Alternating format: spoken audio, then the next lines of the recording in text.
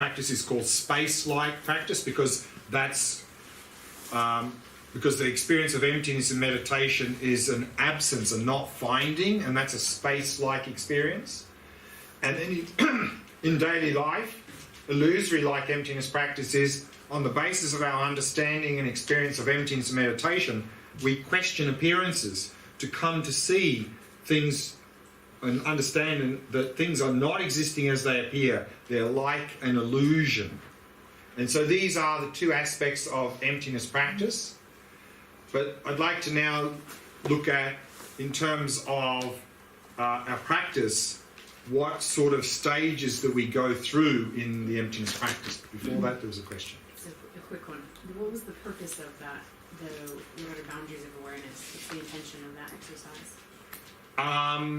Again, just to see the reality of awareness. Is awareness some sort of finite, discrete thing in space? So is this related to like impermanence of the mind? No, it's emptiness. Okay.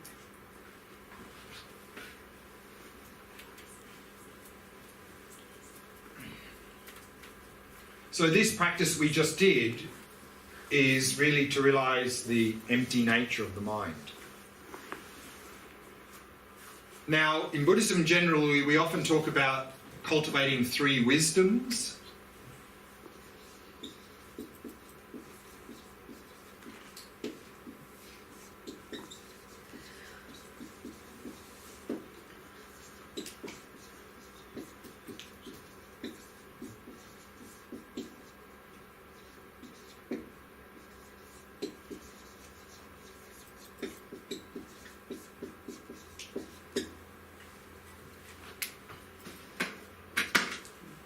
The three wisdoms of hearing, contemplation, and meditation. So, of course, hearing is we listen to some instructions or we read a book, and then we contemplate, we reflect on that, and from this, and of course these two together is what we normally call study, and from that we can get an intellectual understanding.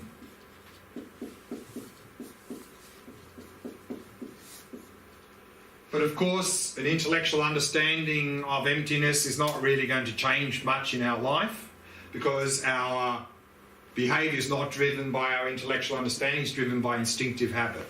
So we need to change that, and to do that, we need to bring this intellectual into experience through meditation. Very similar to this, there is another presentation describing these three stages. Not exactly the same three, but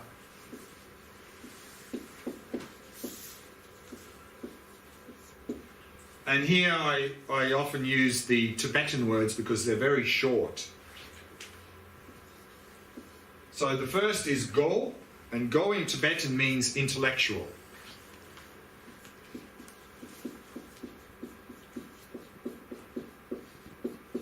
So that, of course, is gained through hearing and contemplation, through study. Then we meditate.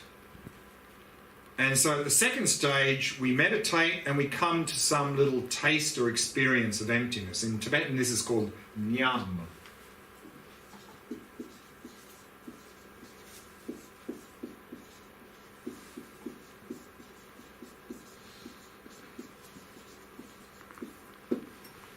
So we sit down, we meditate, we do this sort of practice, or the one we did earlier. We come to this sort of not finding, this emptiness experience, we hold that. And if we've got a reasonably calm and focused mind and we hold that experience, that can really start to penetrate our mind, so much so that after the meditation, that emptiness experience is still affecting our mind. And it may be for a few moments, minutes, hours, maybe for a few days. And while that experience is still affecting our mind after the meditation, we're going to notice a few things. We're going to notice that our mind tends to be more calm than normal, less mental afflictions, and when if mental afflictions arise, they're usually not as strong as normal and they don't last as long as normal. And we're going to notice that we'll feel more connected with others. We'll feel more love and compassion for others than we normally do. But those experiences will wear off after a few moments or a little bit longer and back to normal. So that's nyam. So what we want to do, of course, is we want that experience to be more stable and long-lasting. So that's the third stage here, called tok.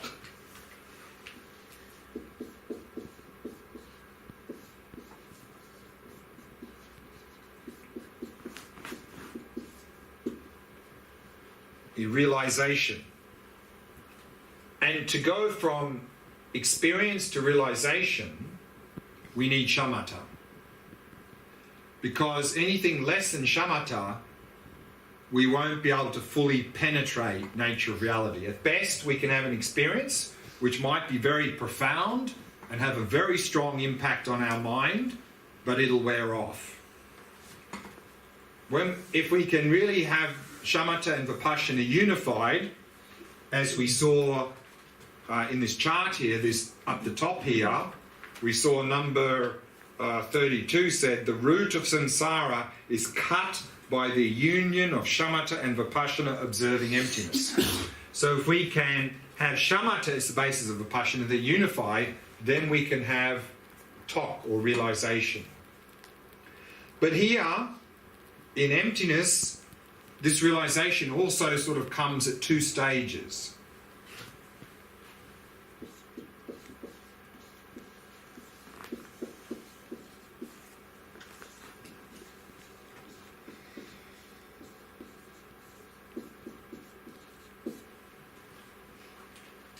Conceptual and non-conceptual.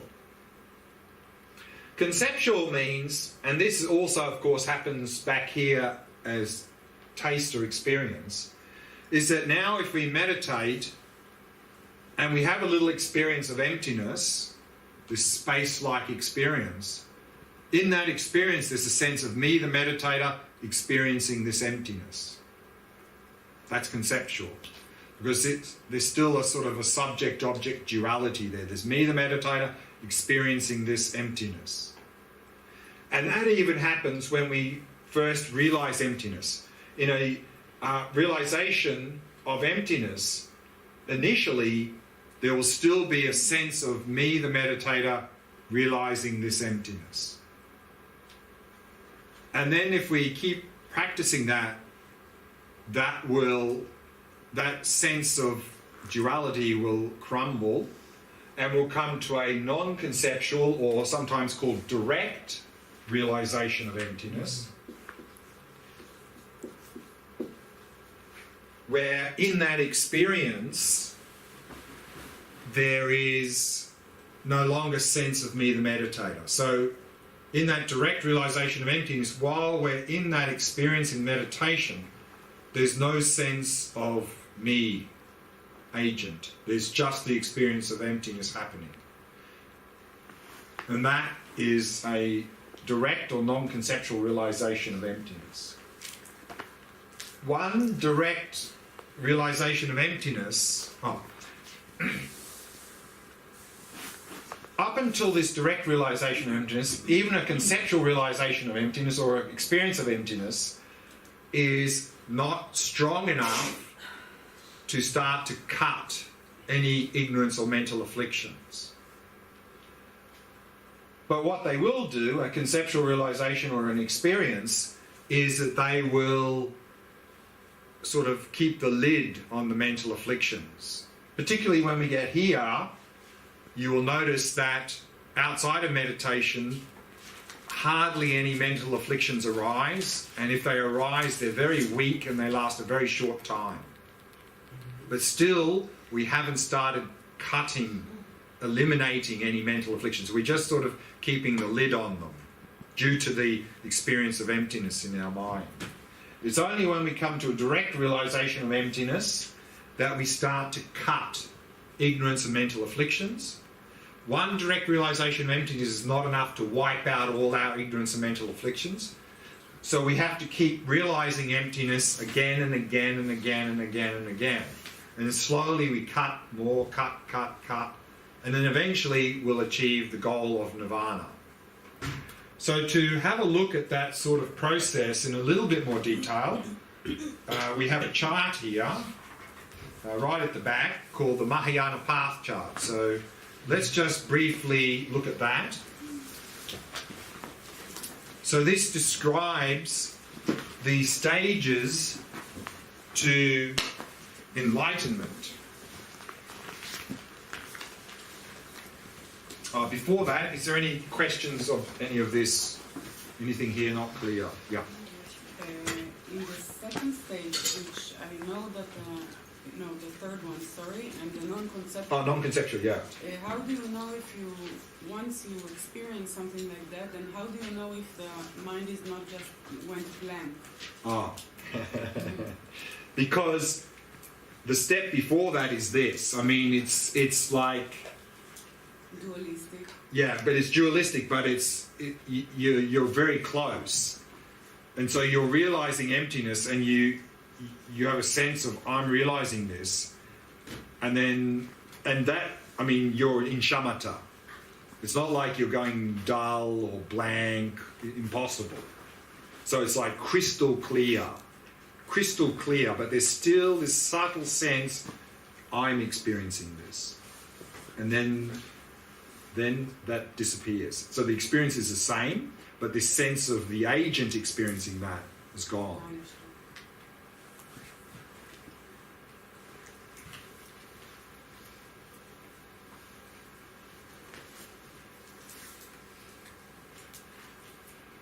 So here, this is often a very classic presentation in the Mahayana about the stages of the path to enlightenment. Which page? The last page. 10. Page 10, is it? Yeah, page 10.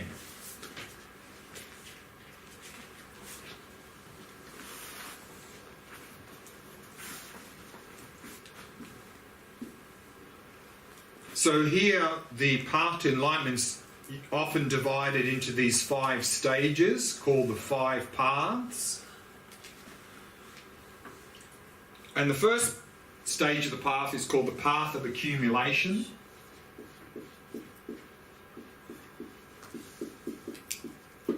And so the entry point into the Mahayana path is at the beginning of that.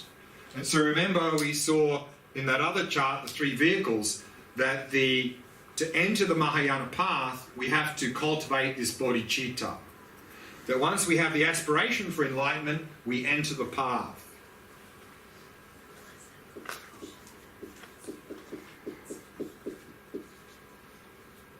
But of course, this is what's called uncontrived bodhicitta. Because now we may reflect on the fact that, everyone's suffering, and we may reflect on that 7 cause and effect, or the 5-stage model.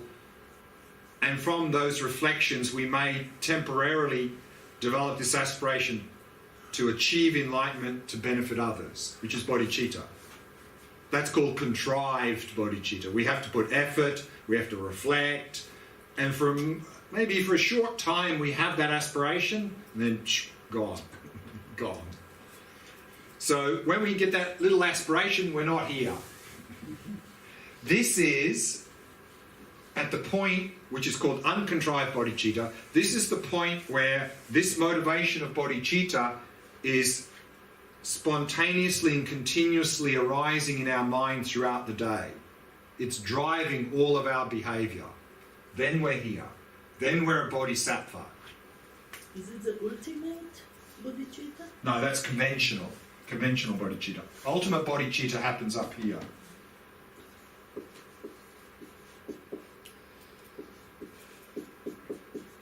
So then we become a bodhisattva and we enter the path. And the first stage is called the path of accumulation. And here, this word accumulation is talking about accumulating or engaging in the 2 wings of practice of wisdom and compassion. So we're doing a lot of emptiness practice. We're accumulating, meaning we're doing a lot of emptiness practice. Also, we're doing a lot of compassion practice and helping others. So that's what accumulation means. And here, we have already achieved shamatha, and so here when we meditate on emptiness, I've rubbed it out now, we're having a conceptual realization of emptiness. But still here,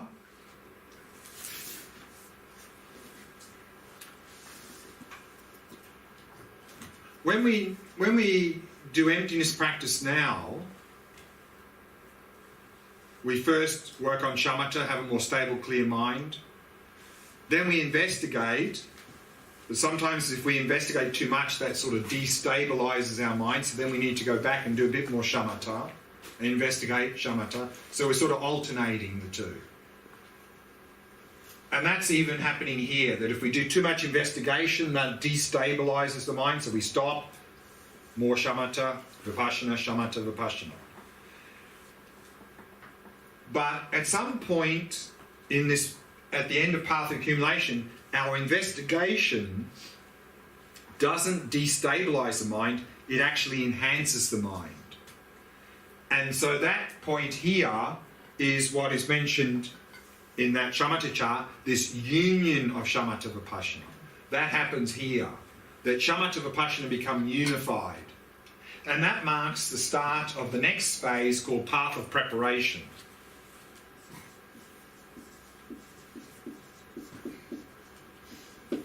And this word preparation means we are preparing for our first direct, non-conceptual realization of emptiness. So even on the path of preparation, when we realize emptiness, there's still a sense of me, the meditator, realizing emptiness. So there seems to be this subject-object duality. But as we keep meditating on emptiness here, that sense of duality starts to collapse, and eventually it completely collapses, and then we end up with our first direct realization of emptiness, which marks the start of the third phase, path of seeing.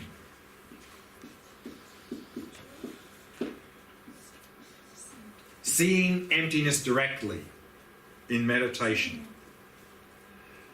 When we have that first direct realization of emptiness, we become known as what's called an Arya.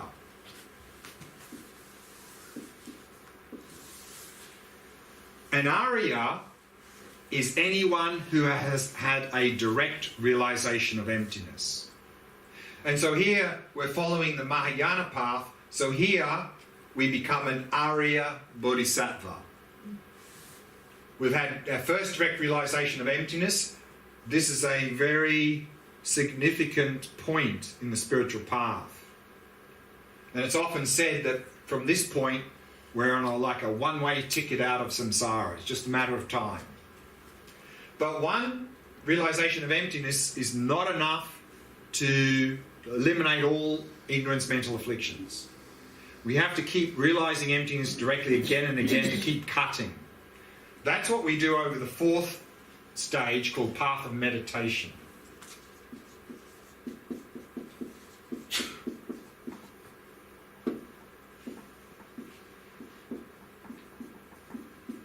And often the path of meditation is divided into 9 sections, and together with the path of seeing, those 10 sections are often called the 10 grounds, or in Sanskrit the 10 bhumis.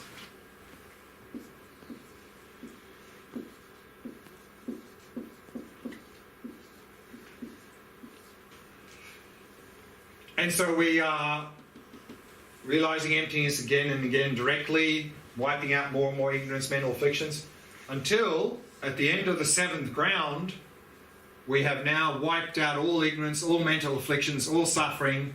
We've achieved nirvana.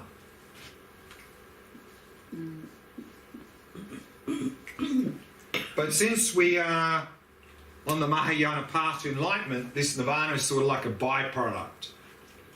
Because what's still left to do is these, I briefly mentioned, I think earlier, these subtle stains in our mind that cause this mistaken dualistic appearance. These are very hard to get rid of. We get rid of those over the last 3 grounds here, 8, 9 and 10. And at the end of the 10th ground, we sit down again, meditate on emptiness, we wipe out that last subtle stain in the mind, and then in the next moment, we achieve enlightenment.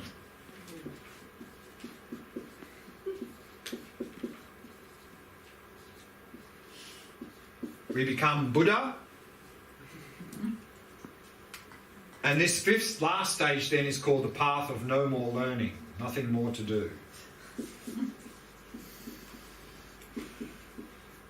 And when we have that realization of emptiness, before that, when we're realizing emptiness in meditation, the only thing that appears to us is emptiness.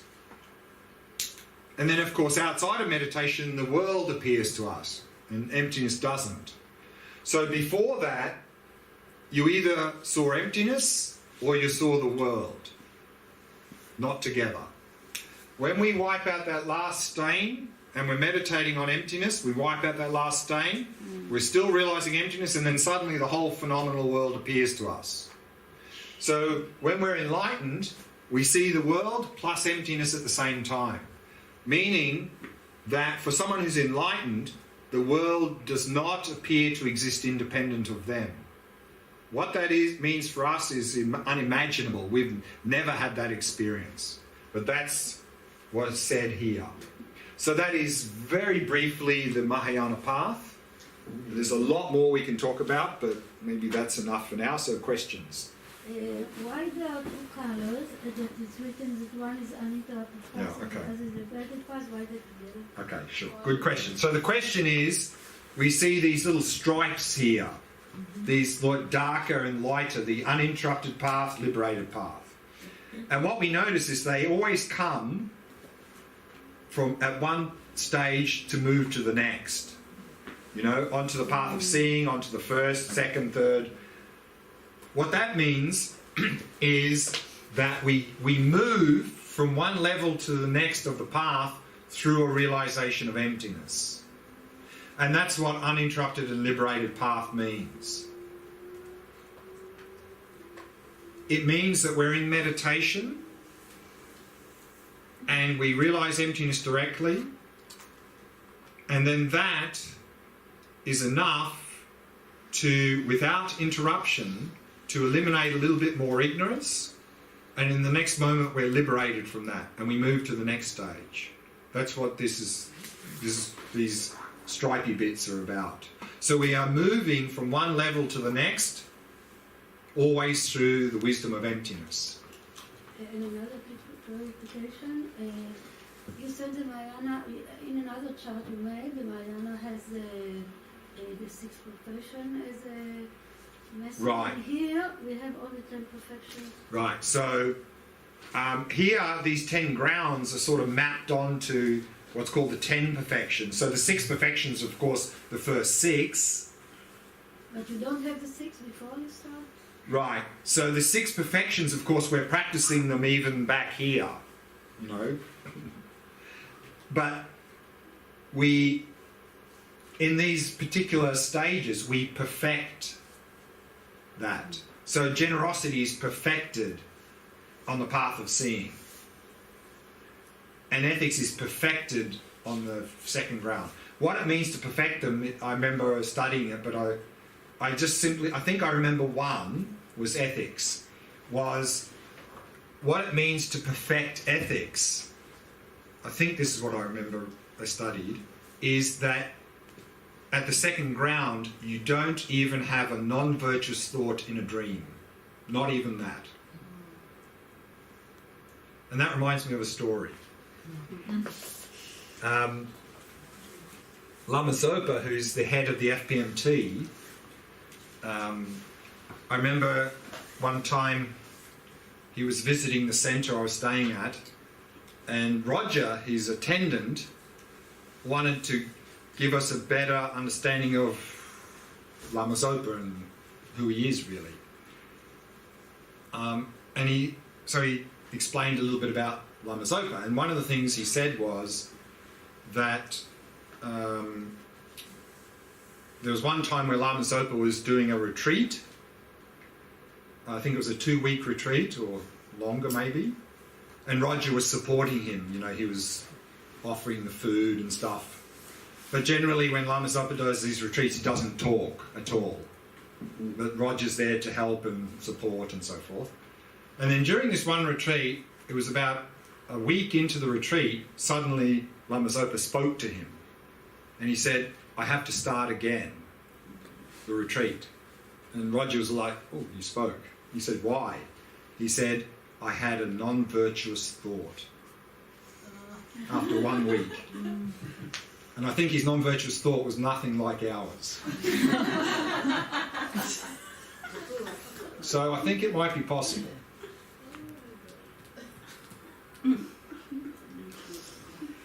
Do we know of enlightened beings living among us? Yeah. Are there enlightened beings among us? I think so. Generally, though, what you find as people move along this path is one of the things they develop a lot is humility. The further they go, the more humble they become. So generally, someone who's really on these sort of stages is not going around in public saying, you know, I'm on the fifth ground, I've achieved nirvana. And generally, if they are saying this, you have to be very cautious because usually they're nowhere and it's just a big ego trip. So, having said that, if you have a qualified teacher who's somewhere very high and in private, and you're one of his students, or her students, in private, if they understand that by telling you that would inspire you, they would. If they think that by telling you you'd go, oh, you're great, they wouldn't say anything to you, even as a personal student, because it's not helpful to you. Because then you just like have this sort of, you know, wrong attitude towards them. So generally you won't see that much in public. And if you do see someone who's wandering around saying how great they are, it's usually they're delusional. Not always, but often. So the uncontrived bodhicitta is when you attain enlightenment only? No, it's Before- there. It's right at the beginning of the path. This is a contrived. No, uncontrived. Uncontrived? Uncontrived we can do now, I maybe. understand. That's what That's uncontrived yeah. bodhicitta there. When we do that, we've entered the path. We're a bodhisattva. Yeah. What is contrived? Contrived means we have to put effort. We have to sort of, you know, put effort to have that thought of bodhicitta. Here, it's just like, it's just spontaneous. It's just arising because it's so well developed. Yeah. Can you repeat what is the path of preparation Yeah. opposed to accumulation? Yeah. Preparation. Well, the difference here, we see that actually in your chart. It's described. The marking point is 4, and 4 says union of shamatha and vipassana observing emptiness. So even though on the path of accumulation we're having a conceptual realization, still shamatha and vipassana are not unified. Meaning when we're meditating here and we're investigating, that can destabilize the mind. So we do a bit of vipassana, then back to shamatha, we alternate. But at some point, that vipassana doesn't destabilize the mind, it enhances. And that happens here. That's the union. So here, the path of preparation, the experience of emptiness is unified with shamatha. So it's a little bit deeper than here, but it's still conceptual. But this preparation is we're preparing for a first direct realization of emptiness. So here, even when we're meditating, we're having an experience of emptiness. There's still a sense of me, the meditator, realizing this emptiness. It seems to be this subject-object duality.